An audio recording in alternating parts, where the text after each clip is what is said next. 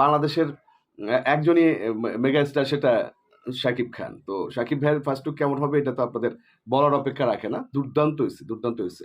একটা না, বেশ কিছু লুক-টুক মানে বিভিন্নভাবে করা হইছে আরকি, একটা না।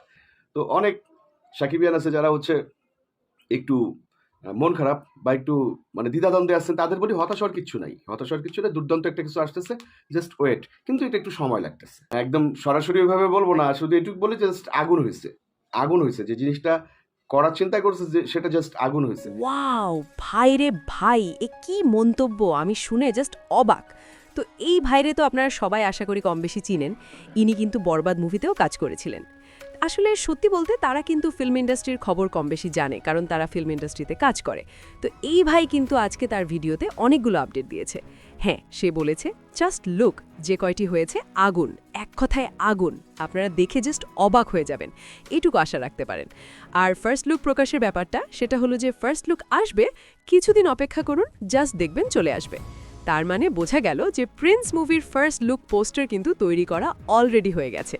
তো ভিউয়ার্স, এই ছিল প্রিন্স মুভি নিয়ে ছোট একটি আপডেট। ভিডিওটি ভালো লাগলে অবশ্যই চ্যানেলটিতে ফলো দিয়ে পাশে থাকবেন। আর ইউটিউব থেকে দেখে থাকলে অবশ্যই সাবস্ক্রাইব করে পাশে থাকবেন। ধন্যবাদ সবাইকে।